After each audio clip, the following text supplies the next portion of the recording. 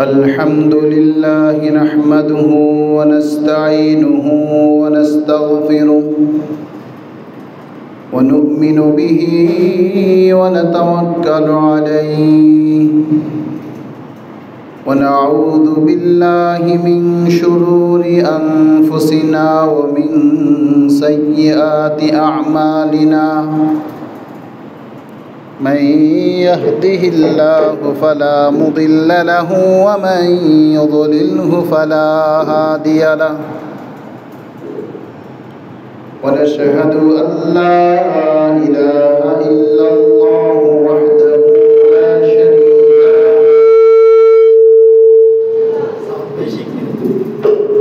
ونشهد أن سيدنا وحبيبنا ومولانا محمدًا عبده ورسوله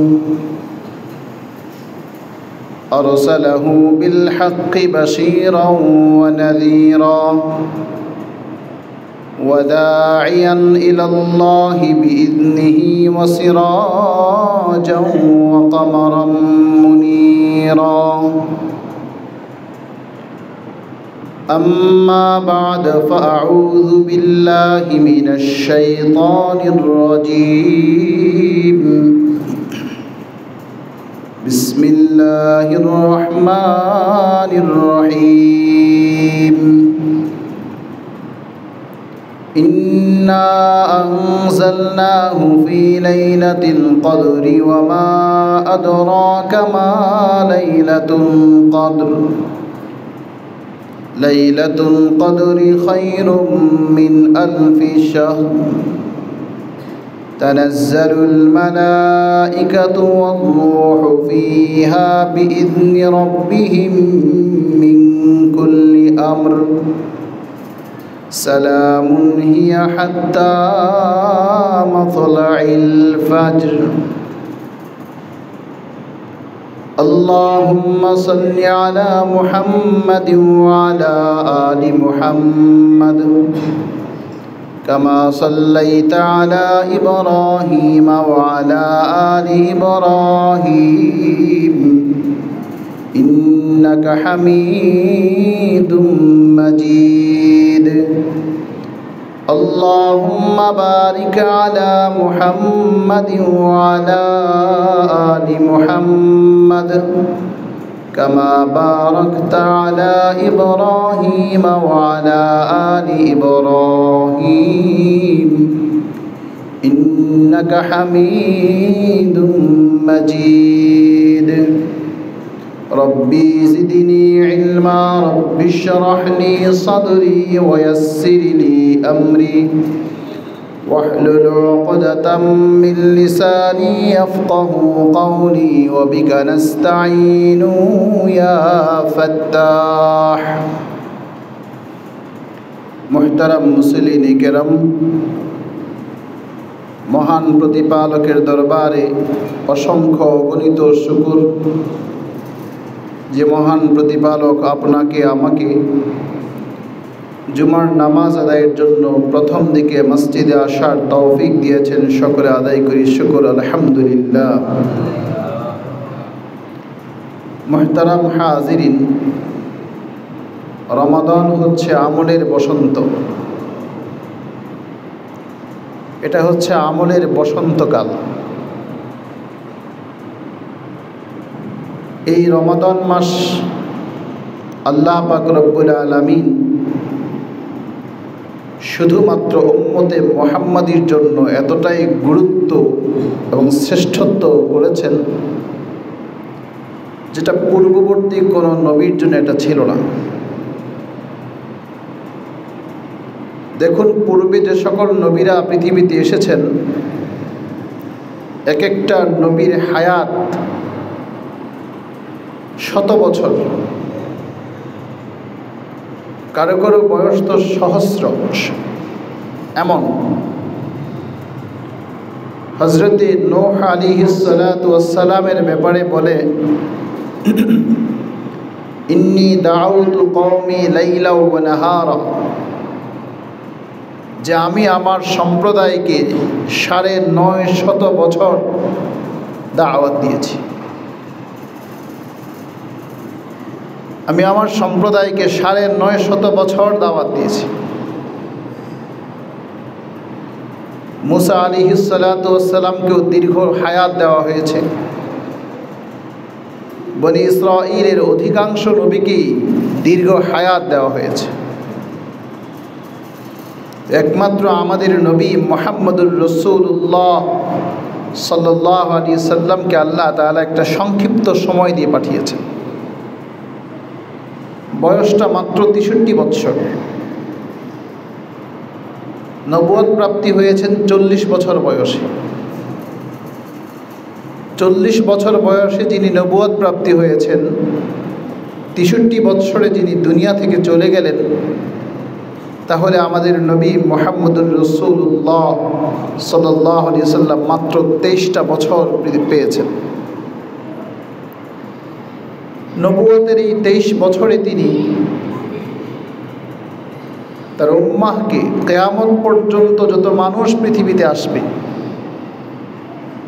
সে যেই ধর্মের হোক, যে বর্ণের হোক, যে গোত্রের হোক, সবার জন্য এমন কিছু বার্তা দিয়েছেন যে বার্তা ধর্ম, বর্ণ, গোত্র নির্বিশেষে সবার জন্য শান্তির এবং সমৃদ্ধির কথা বলে। আর আল্লাহ পাক রব্বুল আলামিন ও পূর্বের নবীদেরকে যে সমস্ত গ্রন্থ দিয়েছেন, মুসা আলাইহিসসালাতু ওয়াসসালামকে দেওয়া হয়েছে তাওরাত, হযরত দাউদ আলাইহিসসালাতু ওয়াসসালামকে দেওয়া হয়েছে জবুর, হযরত ঈসা মসিহুল্লাহ আলাইহিসসালাতু ওয়াসসালামকে দেওয়া হয়েছে ইনজিল।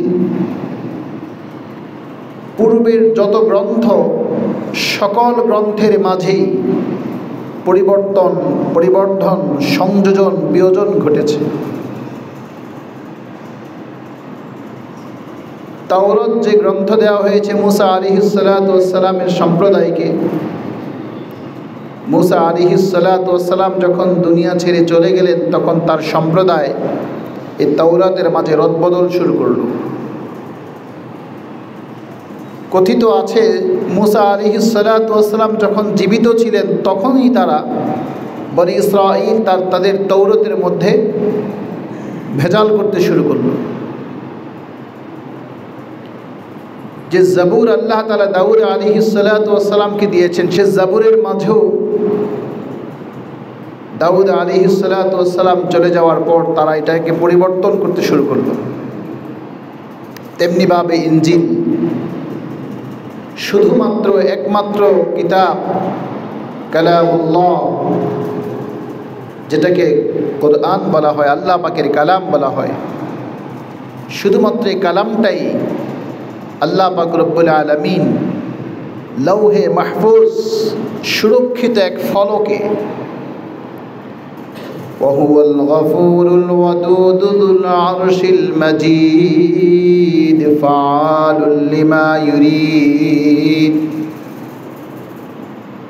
আল্লাহ বলেন বাল হুয়া কুরআনুম মাজিদ ফি লাওহিম মাহফুজ। এই কালামটাকে আল্লাহ তাআলা সুরক্ষিত রেখেছেন একটা ফলকে, যেটাকে লৌহে মাহফুজ বলা হয়। কোরআনের যে কপিটা আমরা পাচ্ছি, এটা হলো একটা ছাপা কপি। এটা হচ্ছে একটা প্রুফ দেওয়া হচ্ছে আমাকে। মূল কোরআন, যে কোরআনকে কোনোভাবেই পরিবর্তন করা যায় না, যে কোরআনকে কোনোভাবেই ব্যর্থ করা যায় না, সে মূল কোরআনটা আল্লাহ পাক রব্বুল আলামিন লৌহে মাহফুজ এটাকে সুরক্ষিত রেখেছে। আল্লাহ নিজেই বললেন বাল হুয়া কুরআনুম মাজিদ ফি লাওহিম মাহফুজ। লৌহে মাহফুজের মাঝে এটা সুরক্ষিত আছে।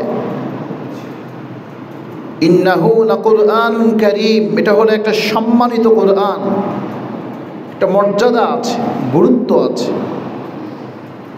লা ইয়ামাসসুহু ইল্লাল মুতাহহারুন, এটাকে ছোঁয়া যায় না, স্পর্শ করা যায় না পবিত্র হওয়া ছাড়া। তানজিলুম মির রাব্বিল আলামিন, আল্লাহ বলেন এটা জগৎসমূহের প্রতিপালকের পক্ষ থেকে ধাপে ধাপে সময়ে সময়ে প্রয়োজনে প্রয়োজনে অবতীর্ণ করা হয়েছে। এবার আল্লাহ পাক রব্বুল আলামিন রমাদানের কথা আলোচনা করতে গিয়েও বলেন শাহরু রমাদানাল্লাযী উনজিলা ফীহিল কুরআন, রমাদান মাসে কোরআনকে অবতীর্ণ করা হয়েছে। কোরআনটা কেমন? কোরআনের কিছু বৈশিষ্ট্যের কথা বলা হচ্ছে। কোরআনটা হচ্ছে এমন হুদাল লিন্নাস, মানুষের জন্য একটা পাথেয়। আর পাথেয় এমন না যে তার মাঝে কোনো লুকোচুরি আছে বা কোনো গুজামিল আছে, এমন না। ওয়াবাইয়িনাতিম মিনাল হুদা ওয়াল ফুরকান, সুস্পষ্টভাবেই বলা হয়েছে, সত্য মিথ্যাকে পার্থক্য করে একেবারে খুলে খুলে আলোচনা করে দেওয়া হয়েছে। এবার আল্লাহ বলেন দেখো এই কোরআনকে অবতীর্ণ করার যে সূচনাটা হয়েছে এ ব্যাপারে আল্লাহ বলেন ইন্না আনজালনাহু ফি লাইলাতিল কদর,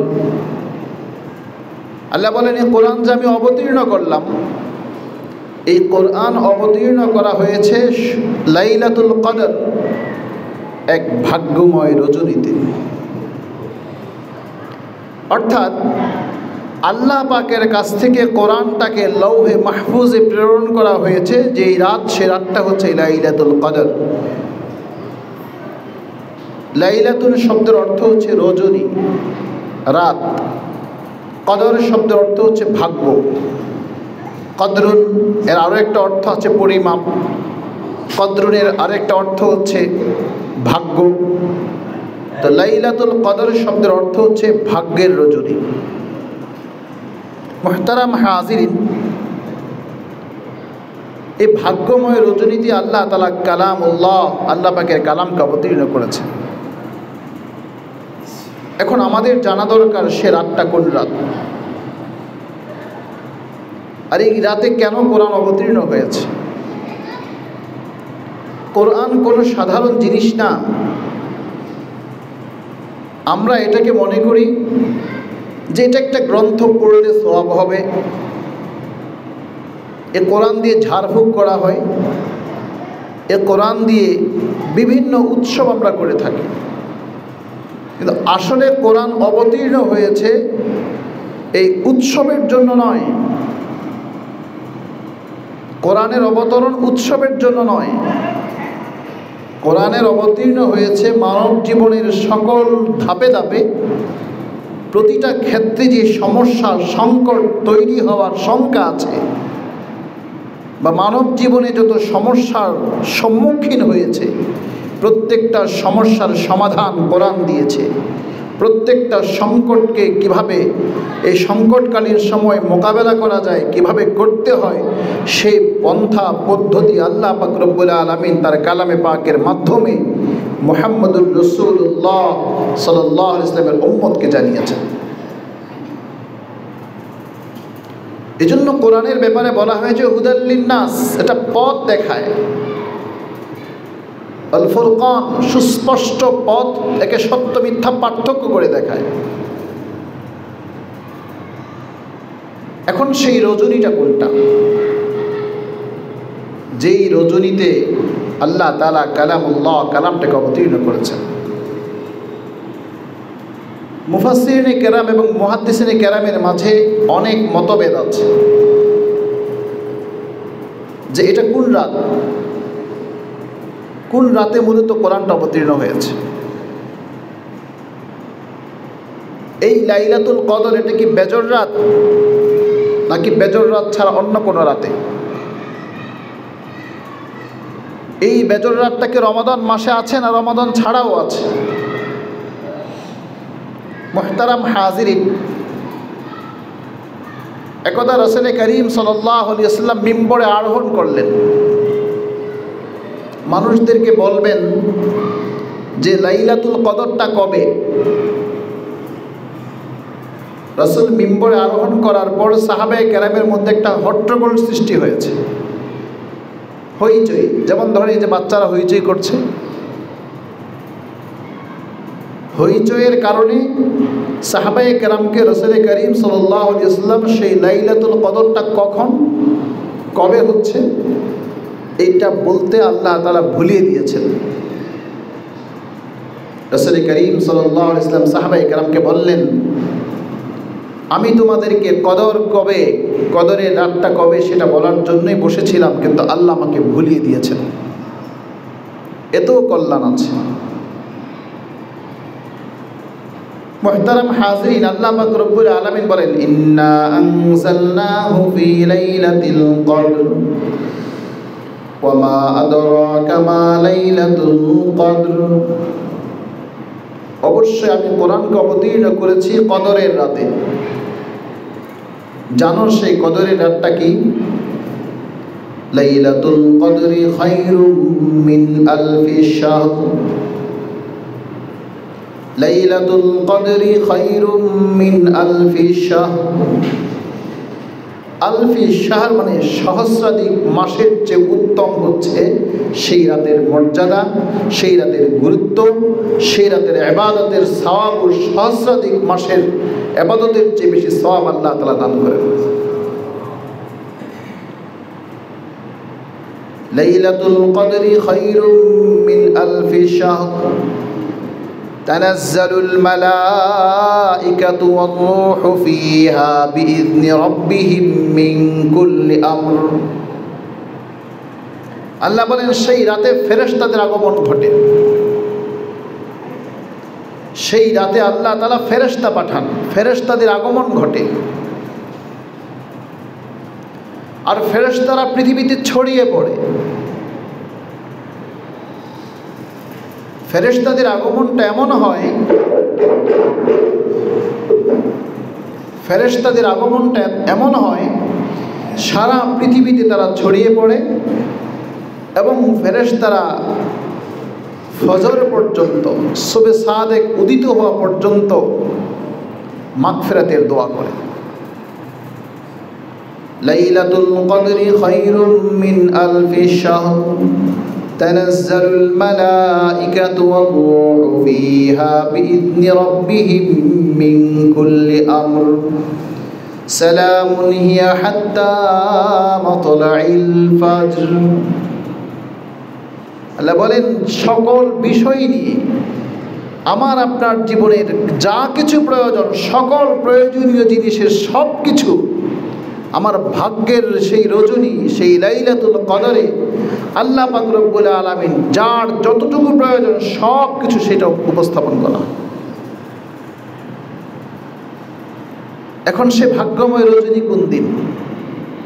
রাসূল করিম সাল্লাল্লাহু আলাইহি ওয়াসাল্লাম বলেন সেই রজনীটা হচ্ছে, সাহাবায়ে কেরামের মাঝে একটা মতভেদ, রাসূল করিম সাল্লাল্লাহু আলাইহি ওয়াসাল্লামের একাধিক হাদিসের দ্বারা প্রমাণিত হয় যে সেই রাতটা হচ্ছে রমাদানের শেষ দশকে। যেমন এই যে বেজর রাত আমাদের আসছে, রমাদানের শেষ দশকে হচ্ছে এই লাইলাতুল কদর অন্বেষণ করতে বলা হয়েছে। হাদিসে রাসূল করিম সাল্লাল্লাহু আলাইহি ওয়াসাল্লাম বলেন, মান সামা রমাদানা ঈমানান ওয়া ইহতিসাবান গুফিরা লাহু মা তাকদ্দামা মিন যামবি। রাসূল বলেন, মান সামা রমাদানা ঈমানান ওয়া ইহতিসাবান, যে মানুষ রোজা রাখলো সওয়াবের আশায়, ঈমানের সাথে যে বিশ্বাস করে যে আল্লাহ আমাকে যথাযথ পুণ্য দিবেন, গুফিরা লাহু মা তাকদ্দামা মিন যামবি, আল্লাহ রাসূল বলেন তার অতীতের সমস্ত পাপ, অন্যায়, অপরাধকে আল্লাহ তাআলা ক্ষমা করে দেবেন। এই হাদিসে আরেকটু বলা হয়েছে, মান কামা ফি লাইলাতিল কদরি ঈমানান ওয়া ইহতিসাবান গুফিরা লাহু মা তাকদ্দামা মিন যামবি। রাসূল বলেন এভাবে যদি কোনো মানুষ লাইলাতুল কদরে সে যদি নামাজ পড়ে, দোয়া করে, ইবাদত করে, ঈমানান ওয়া ইহতিসাবান, ঈমানের সাথে আর সওয়াবের আশায়, আল্লাহ রাসূল বলেন গুফিরা লাহু মা তাকদ্দামা মিন যামবি, পিছনের সব গুনাহ ক্ষমা করে দেওয়া হয়, সব অন্যায় ক্ষমা করে দেওয়া হয়। রাসূল করিম সাল্লাল্লাহু আলাইহি ওয়াসাল্লাম বলেন, বান্দা তোমার পাপ কতটুকু হয়েছে, তোমার পাপ কত হতে পারে? রসুল বলেন যে আল্লাহ পাকের হাদিস, আল্লাহ তাআলার কথা রসুল বলতে গিয়ে বলেন, উম্মত তোমার গুনাহ কতটুকু হয়েছে? সমুদ্রের যেই ফেনা আছে, মরুভূমির যে বালিকণা আছে, তার চাইতে অধিক যদি হয়ে যায়, বান্দা তোমার অন্যায় কতটুকু সীমা আছে বলো? তোমার অন্যায়ের সীমা ছাড়িয়ে যদি যায়, আল্লাহ এত বড় এত মহান যে তুমি শুধু আল্লাহর কাছে অনুনয় বিনয়ের সাথে অনুতপ্ত হয়ে শুধু বলবে, আল্লাহ আমি ক্ষমা চাই। আল্লাহ বলেন, বান্দা তুমি চাইতে দেরি হয়, আমি তোমার ক্ষমা করতে দেরি হয় না। আস্তাগফিরুল্লাহ আস্তাগফিরুল্লাহ। আল্লাহ রাসূল বলেন, বান্দা যখন পড়ে আস্তাগফিরুল্লাহ, আল্লাহর একটা দরিয়া আছে, একটা বিশাল নহর আছে ক্ষমা। সেই ক্ষমার দরিয়াতে এমন একটা উত্তাল তরঙ্গ সৃষ্টি হয়, বান্দা যখনই বলে আস্তাগফিরুল্লাহ, আল্লাহ আমি ক্ষমা চাই, ভুল করেছি, আল্লাহ আমার ভুল হয়ে গেছে। আল্লাহ বলেন, বান্দা তোর ক্ষমা, তুই শুধু আমার দিকে একটু আস্তাগফিরুল্লাহ পড়, আমি তোর সব ভুল ক্ষমা করে দেই। এটা হাদিসে আসছে। কিন্তু আমরা ক্ষমা চাওয়ার জন্য অনুষ্ঠানের প্রয়োজন হয়। আমরা মনে করি আনুষ্ঠানিক একেবারে জানান দিয়ে আমরা ক্ষমা চাইতে হবে। কেউ কেউ মনে করে কুকরম যা আছে সব করে যাই, একটা হজ করে কাবার গিলাফ ধরে তওবা করে আসবো। আবার কেউ কেউ মনে করে একটা সময়সীমা ঠিক করে, এই সময়টা পার হয়ে গেলে বার্ধক্যে উপনীত হলে পরে ক্ষমা চাইব। আবার কেউ কেউ বলে কালো কুচকুচে দাড়ি চুল এগুলি যখন শুভ্রতা প্রকাশ পাবে তখন ক্ষমা চাইব। কিন্তু না, সময় কিন্তু একেবারেই কম, সময় একেবারেই অজানা, কেউ জানে না কখন বিদায় ঘণ্টাটা বেজে উঠবে।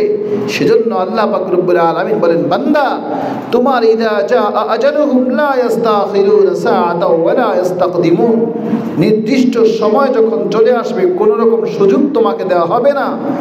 তুমি শুধুমাত্র একটা কবি বলেন নফস শায়তান জদ করিমা রাহে মন, নফস শায়তান জদ করিমা রাহে মন, রহমত বাশদ শফাত খাহে মন। কবি বলে, আল্লাহ তোমার পর্যন্ত পৌঁছার যে পথ, এই পথ তো আমি চলতে শুরু করেছি, কিন্তু এই পথে অনেক প্রতিবন্ধকতা আছে। আমার কুপ্রবৃত্তি আর শয়তান দুটা মিলে আমাকে পথ চলতে বড় বাধা সৃষ্টি করছে, আমাকে এগোতে দিচ্ছে না। এজন্য মুহতারাম হাজিরিন, আজকে বিশ্ব রমজান চলছে, সূর্যাস্তের সাথে সাথেই শুরু হয়ে যাবে বেজর রাত, 21 রাত, 21, 23, 25, 27, 29। এই বেজর রাতগুলিতে রাসূল করিম সাল্লাল্লাহু আলাইহি ওয়াসাল্লাম কদর অন্বেষণের কথা বলেছেন। হাদিসে আসছে এই রমাদানের শেষ দশক হচ্ছে এমন যে প্রতি মুহূর্তে আল্লাহ তাআলা লক্ষ লক্ষ কোটি কোটি মানুষকে জাহান্নাম থেকে মুক্তি দিয়ে জান্নাতীদের তালিকাভুক্ত করেন। আমি আপনি একেবারেই জানি না যে আমার জীবনটা কোথায় গিয়ে দাঁড়াবে, আমার জীবনটা কখন সমাপ্ত হবে, আমি কি আবার আগামী রমাদান পাবো কিনা জানি না। ও মুহতারাম হাজিরিন, দেখুন না, সেই সারা বিশ্ব জুড়ে একটু দেখুন, ফিলিস্তিনের মানুষের কথা একটা চিন্তা করুন, প্রতিবেশী ভারতের মুসলমানের কথা একটু চিন্তা করুন। তারা সুন্দরভাবে সেহরি খেতে পারছে না, না তাদের সেহরি আছে, না তাদের ইফতার আছে, নিরাপদে তারা নামাজও পড়তে পারছে না। এই নিরাপত্তাহীনতার মাঝেও মানুষগুলো আল্লাহ অভিমুখী এমনভাবে হচ্ছে। আর আমি আপনি সুন্দর এক পরিবেশ পেয়েও যদি আল্লাহ অভিমুখী না হই, এর চেয়ে অকৃতজ্ঞ, এর চেয়ে অপদার্থ, এর চাইতে আল্লাহ তাআলার সাথে নাফরমানি আর কি হতে পারে? এর চাইতে নাফরমানি কি হতে পারে? আল্লাহ দিয়েছেন কত সুন্দর পরিবেশ, আমাদের কোনো মসজিদে বাধা সৃষ্টি হচ্ছে না, আমরা নিরাপদে নামাজ পড়তে পারছি, আমরা সেহরি খেতে পারছি, আমি আপনি ঘুমাতে পারছি, আমরা ইফতার পার্টি করতে পারছি।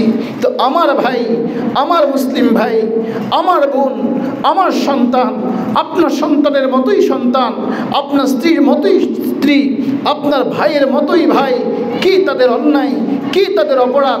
শুধু এতটুকুই, তারা মুসলিম, তাদের সুনির্দিষ্ট একটা দেশ তারা চায়, স্বাধীনতা চায়। স্বাধীনতাকামী হওয়ার কারণেই আজ এই একটা মানচিত্র থেকে একটা অংশকে একেবারে মুছে ফেলার ষড়যন্ত্র চলছে। খুব দুঃখ এবং ভারাক্রান্ত হৃদয় নিয়ে কথাগুলো বলছি। প্রতি রমাদানে কেন ইসরায়েল আক্রমণ করে?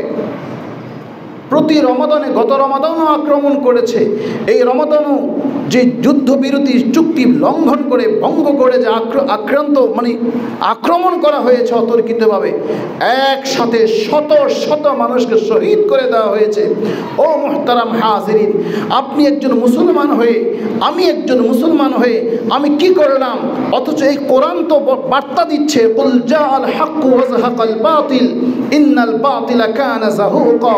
সত্য যখন আসবে সকল মিথ্যা দূরীভূত হয়ে যাবে। কখনো অন্ধকার আর আলো একসাথে থাকতে পারে না। লিয়ুখরিজান নাস মিনাজ যুলুমাতি ইলান নূর।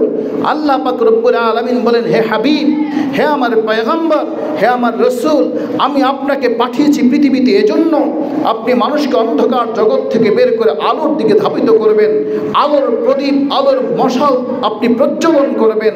সেজন্যই তো আল্লাহ তাআলা নবীকে পাঠিয়েছেন। আজকে আমি আপনি কোরআন পড়ি সওয়াবের আশায়, আমি আপনি কোরআন পড়ি মা মৃত্যুর পরে, আমি আপনি কোরআন পড়ি বাবার মৃত্যুর পরে, আমি আপনি কোরআন দিয়ে তাবিজ কবজ করি। অথচ না মুহতারাম হাজিরিন, পৃথিবীতে যত মন্ত্র তন্ত্র আছে কোনো কিছু মানব জীবনের কোনো মানবাধিকার সুনিশ্চিত করতে পারে না কোরআন ছাড়া। কারণ কোরআনই একমাত্র গ্রন্থ। আর কোরআনের পক্ষে যারা কথা বলে, কোরআনকে নিয়ে যারা দাঁড়াতে চায়, তাদের বিরুদ্ধেই কেন ষড়যন্ত্র শুরু হয়, তার একমাত্র কারণ হচ্ছে এটাই। কারণ কোরআন যদি ধারণ করা হয়, কোরআনকে যদি প্রতিষ্ঠা করা যায়, তাহলে এই সমস্ত শয়তানদের সকল শয়তানি সমাপ্ত হয়ে যাবে। তাদের শয়তানি আর কোনো কাজে আসবে না, তাদের শয়তানি কোনো কাজে আসবেন না। আপনি দেখুন না, কিছুদিন আগে যে তুলসী যে কথাটা বলে গেল বাংলাদেশের ব্যাপারে, বাংলাদেশের সংখ্যালঘুরা নিরাপত্তাহীনতার মাঝে আছে। অথচ সে যেই দেশে এসে মন্তব্যটা করেছে, যেইখানে সে আসলো, সে যে অঞ্চলের মানুষ, সে একটাবারকে চিন্তা করেছে তার দেশে, তার সমাজেই মুসলমানের ধর্মীয় প্রতিষ্ঠানগুলিকে গুড়িয়ে দেওয়া হচ্ছে। সেখানে মুসলমানরা শান্তিতে আল্লাহর ইবাদত করতে পারছে না। সেখানকার মুসলমানরাই নিরাপত্তাহীনতার মাঝে আছে। এই কথাটা তো বলবে না, কারণ এটা বলবেন এজন্য, ও মুহতারাম হাজিরিন, মুসলমান করে সাধারণ জিনিস না। মুসলমান এমন একটা জিনিস যে আল্লাহ পাক রব্বুল আলামিন মুসলমানদেরকে এ কথা সুসংবাদ দিয়েছেন, শোনো মুসলিম, তুমি যদি সত্যের উপর প্রতিষ্ঠিত হয়ে তুমি যদি লড়তে থাকো, মরতে থাকো, তোমার মরণটাও হলো তোমার জীবন, যৌবন, তোমার সব কিছু দুনিয়া ও আখিরাতকে সাফল্যের চরম শিখরে উপনীত করে দেবে। মুহতারাম হাজিরিন, দুঃখ এবং কষ্টের কথা। আজকে এই লাইলাতুল কদরের কথা বলতে গিয়ে কথাটা চলে আসলো, কারণ আমরা কদরকে কি বুঝি? আমরা শুধু 27 রাত্রিতে মসজিদগুলিতে আমরা মানুষের অভাব নেই, মানুষের ঢল নামে। মসজিদগুলিতে বড় খাবারের আয়োজন করা হয়, মসজিদগুলিতে সুন্দর সে পরিবেশ সৃষ্টি হয়। এই আনুষ্ঠানিকতা নয়। কদর হচ্ছে নিজেকে মিটিয়ে দেওয়ার রাত। কদর হচ্ছে আমার জীবনে আমার আগামী 1 বছরে আমার কি প্রয়োজন, আমার জন্য কি প্রয়োজন, আমার সন্তানের জন্য কি প্রয়োজন, আমার প্রতিবেশীর জন্য কি প্রয়োজন, আমার স্ত্রীর জন্য কি প্রয়োজন। প্রত্যেকটা মানুষ তার প্রয়োজনীয় কথা আল্লাহর কাছে বলবে। প্রত্যেকটা মানুষ আল্লাহকে স্মরণ করবে, আল্লাহর কাছে নিজেকে সঁপে দিবে আর বলবে, হে আল্লাহ তুমি শান্তি দাও, হে আল্লাহ তুমি আমাদেরকে সমৃদ্ধতা দাও, হে আল্লাহ তুমি আমাদেরকে নিরাপত্তা দাও। কারণ নিরাপত্তাহীন জাতি আল্লাহর বিধান ছাড়া কখনো নিরাপত্তার বেষ্টনীতে নিশ্চিত হতে পারে না। ইব্রাহিম আলাইহিস সালাতু ওয়াস সালাম রাষ্ট্র গঠনের পর যে কথাটা প্রথম বলেছিলেন, ওয়াইদ ক্বালা ইব্রাহিম রাব্বি জাআল হাযা বালাদান আমিনা, হে আল্লাহ এই নগর নির্মাণ করেছি, শহর নির্মাণ করেছি, আপনি আমার এই শহরের মানুষের নিরাপত্তা দেন, আপনি শহরের মানুষগুলিকে নিরাপত্তা দেন। এরপরে বললেন খাদ্যে সমৃদ্ধতা দান করেন। এজন্য মুহতারাম হাজিরিন, আমাদের নিরাপত্তার জিনিসটা সবচাইতে গুরুত্বপূর্ণ। নিরাপত্তা জিনিসটা সবচাইতে গুরুত্বপূর্ণ। আজকে সমাজকে অস্থিতিশীল করার জন্য, সমাজের অস্থিরতাকে আরও তীব্র করার জন্য, শান্তি নিরাপত্তা আমন আমানকে ব্যাহত করার জন্য যেইভাবে অপচেষ্টায় মেতে উঠেছে, ও মুহতারাম ভাই ও দুস্থ বুজুর্গ, আমরা কতদিন এভাবে চলতে পারব? কতদিন চলতে পারব? যতক্ষণ পর্যন্ত আমরা কোরআনকে আঁকড়ে না ধরব। আপনি যেই হন না কেন, এটা শুধু হুজুরদের কথা না। এমন না যে কোরআন শুধুমাত্র হুজুররাই মানবে, হুজুররাই পড়বে। না মুহতারাম ভাই দোস্ত বুজুর্গ, শুধু আমার জন্য কোরআন না, আপনার জন্য কোরআন। আপনি যে কোনো কর্মস্থলে থাকেন না কেন, আপনি যে কোনো পেশাজীবী হন না কেন, যে কোনো শ্রেণী পেশার মানুষ হন না কেন, যে কোনো বংশের হন, গোত্রের হন, আপনার জন্য কোরআন। এই কোরআনই আপনার জীবনে শান্তি, নিরাপত্তা এবং সমৃদ্ধতা দিতে পারে। আপনি বলুন না, পৃথিবীর এমন কোন থিওরিটা মানুষকে শান্তি দিতে পেরেছে?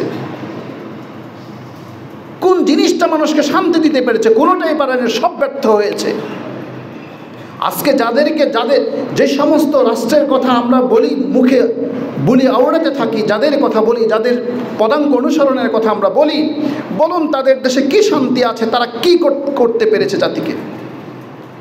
যদি তারা পারতই, কত বড় বর্বরতা, কত বড় নিষ্ঠুরতা!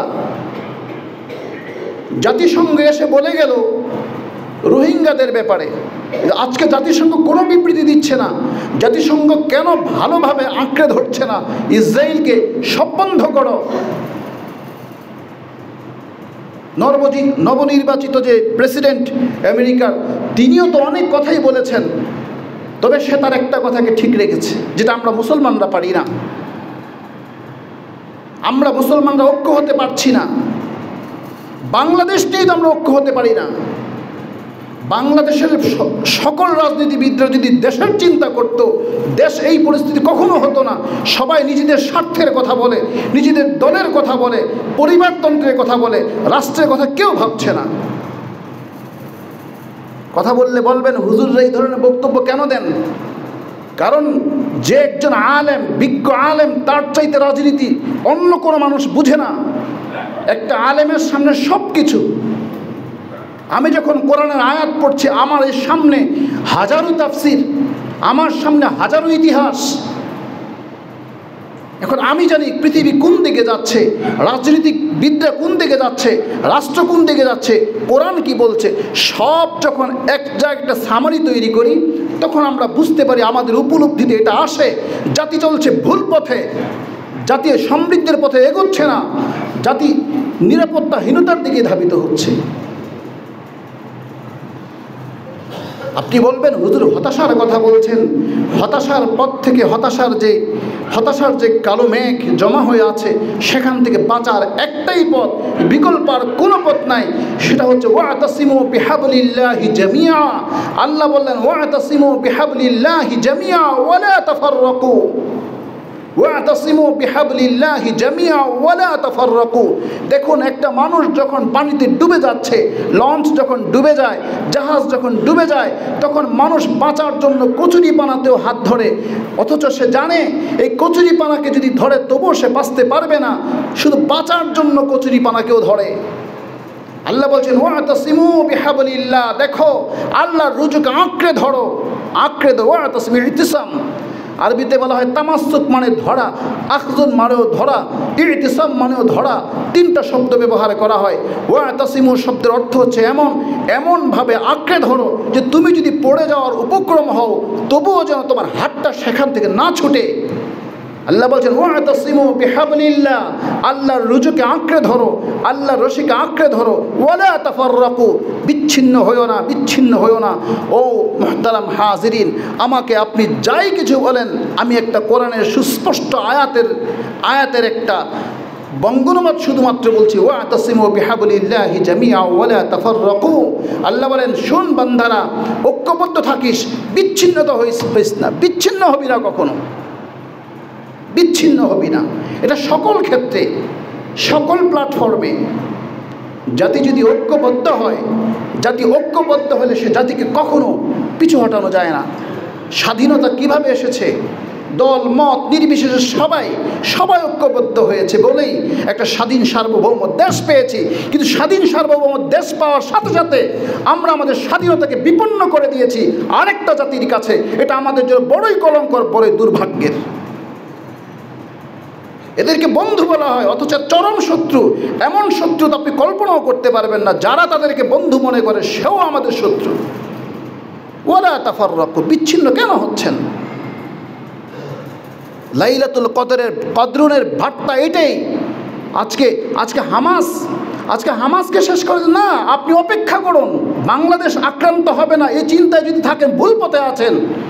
আমাদের হাদিস আছে, হাদিসের সামনে সুস্পষ্ট গজওয়াতুল হিন্দ আসন্ন। এই অঞ্চলে যুদ্ধ বাঁধবে না এমন কোনো গ্যারান্টি নাই। আপনি বৈশ্বিক অবস্থাটা দেখেন, যেভাবে খেলা শুরু হয়েছে দেখুন না কোন দিকে যায়। আমরা হুজুর আগে বললে তো বলে হুজুর এইগুলো কোত্থেকে বলে, আমাদের সামনে স্পষ্ট হাদিস তো আছে। গজওয়াতুল হিন্দ এই অঞ্চলে ঘটবে, সেই হাদিসে আসা সেই গজওয়াতুল হিন্দে যে ইমানদাররা অংশগ্রহণ করবে তারাই হবে মাহাদির অনুসারী, তারাই হবে মাহাদির পতাকাধারী, তারাই মাহাদির পতাকাধারে থাকবে। তাদের জন্য আল্লাহ পাক রব্বুল আলামিন জান্নাত দান করবেন। এটা বললে বলে হুজুর কি বলে পাগলের না, আশ্চর্য কথা। আর ইসরায়েল তো তারা আক্রমণ করছে, জানেন না তারা কি করছে?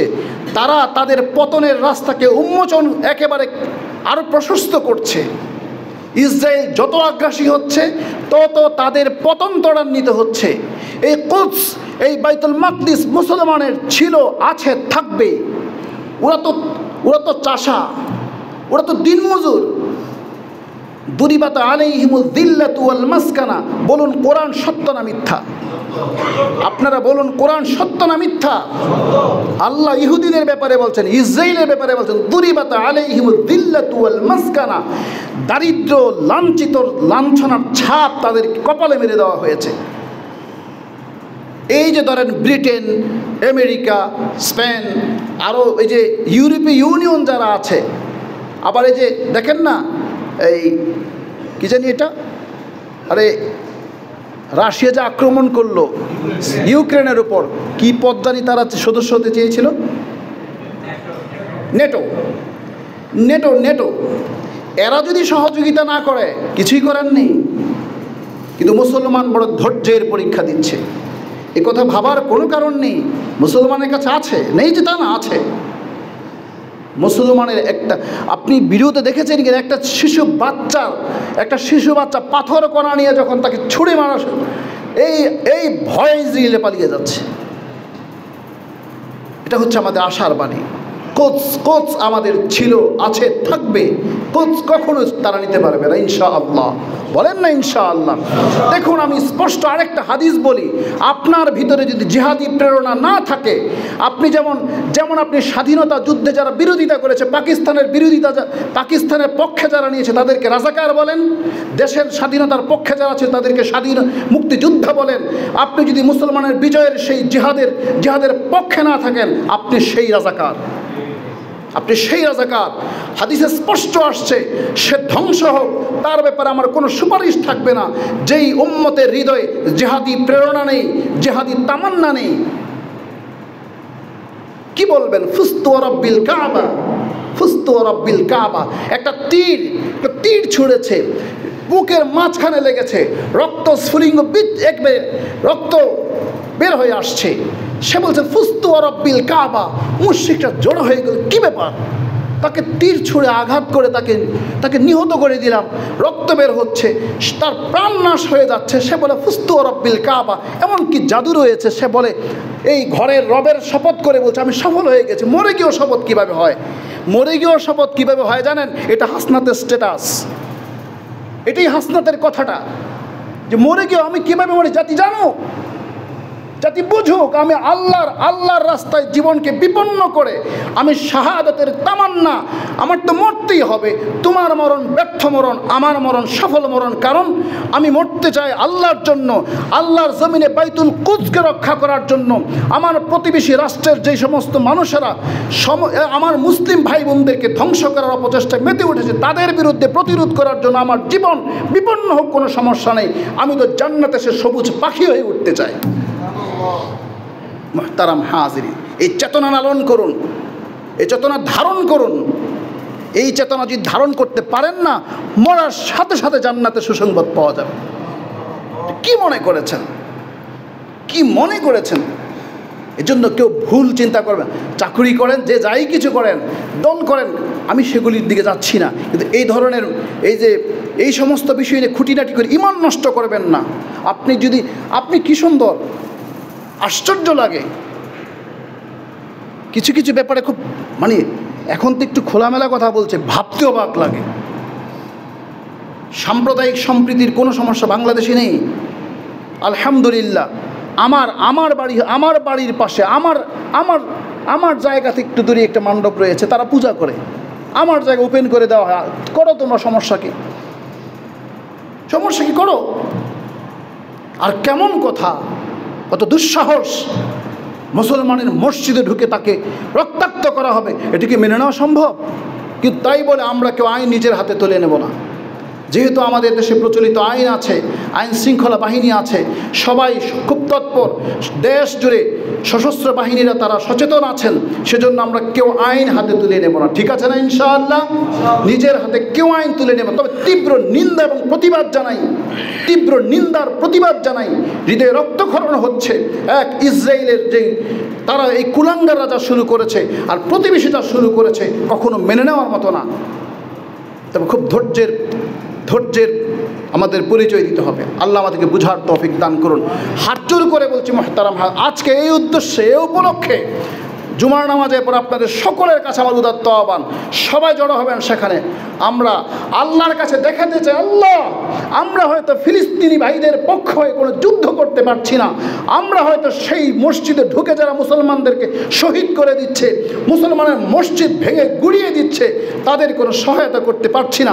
তবে হৃদয়ে রক্তক্ষরণ নিয়ে তোমার কাছে ফরিয়াদ করছি, তাদের সহায়তা তুমি করো, তুমি তাদের সহায়তা করো। রব্বানা আখরিজনা মিন হাযিহিল ক্বরিয়াতি যালিম আহলুহা, হে আল্লাহ, এই জালেম সম্প্রদায় থেকে বের হওয়ার জন্য এমন একটা সিপাহ সালার, এমন একটা সুলতান আইয়ুবী, এমন একটা মেহেদি, এমন একটা ওমর, এমন একটা আলী ইবনে মুরতাজা আমাদেরকে দান করো, যেই জাতিকে মুক্ত করবে জালেমদের হাত থেকে। শরীক হবেন তো মিছিলে সবাই ইনশাআল্লাহ? কে কে যাবেন হাত তোলেন ইনশাআল্লাহ? যাবেন তো সবাই ইনশাআল্লাহ? হাত তোলেন, যাবেন তো? হাত তোলেন না কেন? যাবেন তো ইনশাআল্লাহ? আল্লাহ সবাইকে শরীক হওয়ার তৌফিক দান করুন। মুহতারাম হাজিরিন, যেমন যাবেন ঠিক তেমন আজ থেকে প্রতিটা নামাজে, প্রতিটা ইফতারিতে, প্রতিটা রাতে আপনি যখনই আল্লাহর কাছে হাত তুলবেন, তখনই বলবেন, আল্লাহ, ইসলামের বিজয় দাও। আপনি কি শান্তি চান? আপনি কি শান্তি চান? বলেন, শান্তি চান? শান্তি যদি চান, কোরআনের বাইরে কোনো শান্তি না, সব শয়তানি। এই গণতন্ত্র যা বলেন সব ধোঁকাবাজি। বলুন তো, মাইকটা যে বানিয়েছে সে জানে না? এই মাইকের যিনি আবিষ্কারক সে জানে মাইক্রোফোনে যে কিভাবে চালালে ঠিকঠাক হবে, সাউন্ড ক্লিয়ার হবে, অস্পষ্টতা হবে না, কত দূর সাউন্ড যাবে, এটা জানে কে? যে বানিয়েছে সেই তো জানে, নাকি আমি জানি? জানি না। তো এটা যে বানিয়েছে সে জানে। ঠিক মানব সৃষ্টি যিনি করেছেন আল্লাহ, তিনি জানেন মানুষের সফলতার, সমৃদ্ধতা, নিরাপত্তা কোন জায়গায়, এটা জানেন কে? আল্লাহ জানেন। সেজন্য আল্লাহর বিধান ছাড়া পৃথিবীতে কেউ কখনো কোনোভাবে শান্তি দিতে পারে না। মানুষ তো মানুষকে জিম্মি বানাতে চায়, মানুষ তো মানুষকে জিম্মি করে রাখতে চায়। দেখেন না আমাদের যে কূটনীতিক যে পররাষ্ট্র নীতিগুলো, দেখেন না সারা বিশ্ব জুড়ে কূটনীতিক যে পররাষ্ট্র নীতিগুলি দেখেন না, নিরাপত্তারহীনতার কারণে কত কিছুই করা যায় না। এজন্য মুহতারাম হাজির, মানব রচিত বিধান এটা সুস্পষ্ট কুফরি, এবং এটা কখনো মানুষকে শান্তি দিতে পারে না। এজন্য এখন বলবেন, হুজুর আপনি তো খুব গরম কথা বলেছেন। আমি গরম না, আমি সঠিক কথা বলেছি, যে কথাটা বাস্তব সেটা আপনাদেরকে উপস্থাপন করলাম। তবে সেটা কি রাতারাতি সব কিছু করা সম্ভব? বলেন, রাতারাতি করা যাবে? রাতারাতি করা যাবে না। রাসূল সাল্লাল্লাহু আলাইহি ওয়াসাল্লাম, আল্লাহ তাআলা বলছেন, ওয়াইদ্দু লাহুম মাসতাতাতুম মিন কুওয়া, শক্তি সঞ্চয় করো, প্রস্তুতি নাও। আল্লাহ তাআলা যেন আমাদের সকলকে সেই ইসলামের বিজয় দান করেন। আমার মুসলিম ভাইদেরকে আল্লাহ, সে যে যেখানেই থাকুক, আমরা সারা পৃথিবীর সব মানুষের নিরাপত্তা চাই। কি বলেন, ঠিক কিনা? আমরা সবার নিরাপত্তা চাই। আল্লাহ তাআলা আমাদের সকলকে সেই নিরাপদ জাতিতে পরিণত করুক, এবং আমাদের ফিলিস্তিনি ভাইদেরকে আল্লাহ তাআলা নিরাপত্তা দান করুন। আমরা কবলা জুমা 4 রাকাত সুন্নাত যারা পড়ে